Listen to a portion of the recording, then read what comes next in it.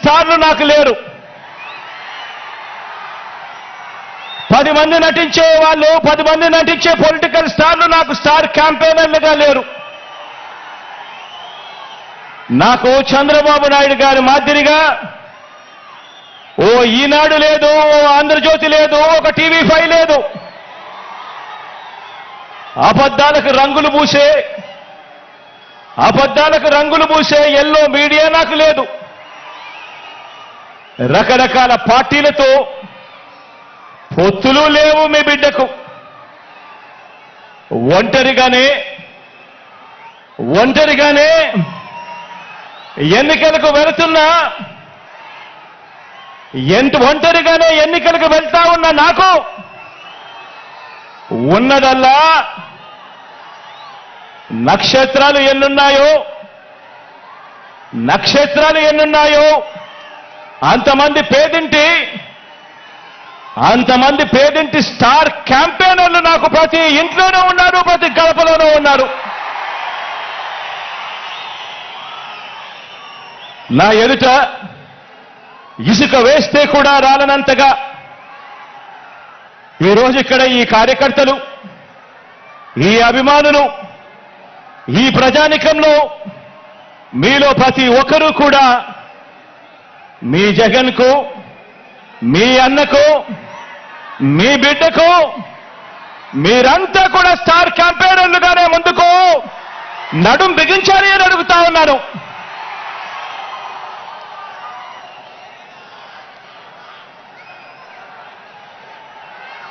బహుశా మరో 4 రోజుల్లోపే ఎన్నికల నోటిఫికేషన్ వచ్చేస్తా ఉంది. ఈ రోజు నుంచి బహుశా 4 రోజుల్లోపే ఎన్నికల నోటిఫికేషన్ వచ్చేస్తా ఉంది. చంద్రబాబు వీరితో పాటు చంద్రబాబు జేబులో ఉన్న మరో జాతీయ పార్టీ, వీరంతా కూడా మన మీద, మన పేదల భవిష్యత్ మీద వీరంతా కూడా దాడి చేయడానికి రెడీగా ఉన్నారు. నా ప్రసంగంలో ముందుగా బాబు అండ్ కో వీళ్ళ పొత్తుల గురించి కాసేపు మాట్లాడతాను. వీరందరిది కూడా ఈ పార్టీలందరిలో కూడా వీరందరికీ సైన్యాధిపతులే తప్ప ఏ పార్టీలో కూడా సైన్యం ఎక్కడా లేదు. ఇందులో కొన్ని పార్టీలు గత ఎన్నికల్లో నోటాకొచ్చినన్ని ఓట్లు కూడా రాని పార్టీలు, తమ స్వార్థం కోసం రాష్ట్రాన్ని అన్యాయంగా విడగొట్టిన పార్టీలు, రాష్ట్ర ద్రోహుల పార్టీలు, మరికొందరు ప్రజల చేతుల్లో చిత్తుగా ఓడిపోయిన పార్టీలు, ఓడిపోయిన వ్యక్తులు. ఇటువంటి వారందరూ కూడా మనకు పోటీగా అటువైపున ఉన్నారు.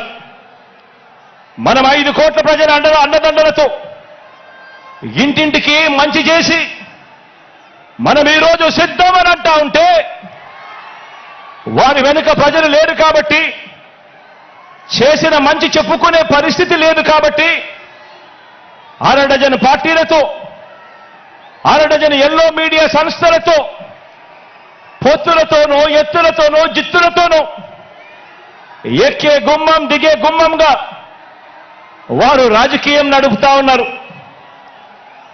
ఒకప్పుడు ఇదే చంద్రబాబు నాయుడు గారి నోట్లో నుంచి మాటలు వచ్చేటివి. జాతీయ రాజకీయాలను తానే ఏలానని, స్టీరింగ్ కమిటీ చక్రం తానే తిప్పానని, ప్రధానుల్ని, రాష్ట్రపతుల్ని తానే నిర్ణయించానని ఒకప్పుడు ఇదే చంద్రబాబు ఊదరగొట్టేవాడు. ఈ రోజున ఏపీలో మనందరి ప్రభుత్వం చేసిన ఇంటింటి అభివృద్ధి వల్ల, ఇంటింటికి చేసిన మంచి వల్ల మనకున్న ప్రజాబలం ముందు నిలబడలేక, మనతో నేరుగా తలబడలేక, ఏపీలో తన సైకిల్ చక్రం తిరగటం లేదని ఢిల్లీకి వెళ్లి దత్తపుత్రుడితో కలిసి పడిగాపులు కాసి ఢిల్లీలో మోకరిల్లుతా ఉన్న పరిస్థితులు ఈరోజు చంద్రబాబు నాయుడు గారి పరిస్థితి. ఆలోచన చేయమని అడుగుతా ఉన్నా. కేవలం జగన్ ఒకడు ఇటువైపున. జగన్ వల్ల మంచి జరగకపోయిందంటే ప్రతి ఇంటికి, జగన్ గన తన మేనిఫెస్టోలో చెప్పిందంతా కూడా తాను చేయకపోయిందంటే, జగన్ అనే ఒకే ఒక్కడు చంద్రబాబు నాయుడు గారి గుండెల్లో రైళ్లు పరిగెత్తించుకుంటూ పోయింటే,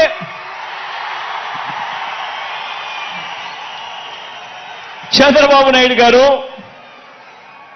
ఇన్ని పొత్తుల కోసం ఎందుకు పాకులాడుతా ఉన్నాడు? ఇంతమందితో పొత్తుల కోసం ఎందుకు అగసాట్లు పడతా ఉన్నాడు? ఎందుకు ఢిల్లీ దాకా వెళ్ళి అక్కడ మోకరిల్లుతా ఉన్నాడు? దీనికి కారణం చిత్తశుద్ధితో, నిజాయితీతో మనం చేసిన మంచి, అన్ని వర్గాల మీద మనం చూపించిన కమిట్మెంట్, ఇంటింటికి మనం చేసిన అభివృద్ధి. ఈ రోజున మన పార్టీ, మన ప్రభుత్వం నిండుగా విరగ కాసిన మామిడి చెట్టులా మనముంటే, చంద్రబాబు నాయుడు గారి పార్టీ అందరినీ కూడా మోసం చేసి, వెన్నుపోట్లు పొడిచి, గత పాపాలకు ఫలితం అనుభవిస్తూ తెగులు పట్టిన చెట్టులా చంద్రబాబు నాయుడు గారి పరిస్థితి ఉంది. మన ఎమ్మెల్యేలంతా, మన నాయకులంతా ప్రతి నియోజకవర్గంలోనూ గడప గడపకు ప్రజల వద్దకు వెళ్ళి చేసిన మంచిని చెబుతూ, ప్రతి ఎమ్మెల్యే అభ్యర్థి కూడా తిరుగుతూ ఉంటే, చంద్రబాబు మాత్రం రామోజీ గడప, ఆంధ్రజ్యోతి రాధాకృష్ణ గడప, TV5 గడప, ఢిల్లీలో ఇతర పార్టీల గడపలు, ఇలా ఓ 6 డజన్ గడపలు 5 ఏళ్లుగా తన మనుషులను పంపి తాను తిరుగుతా ఉన్నాడు. ఆలోచన చేయమని అడుగుతా ఉన్నా. ఇది కనిపిస్తా ఉన్న చంద్రబాబు నాయుడు గారి మార్కు రాజకీయం. మరి మీ జగన్ మార్కు రాజకీయం, మరి మీ అన్న మార్కు రాజకీయం. మీ అన్న మార్కు రాజకీయంలో, మీ జగన్ మార్కు రాజకీయంలో విలువలున్నాయి.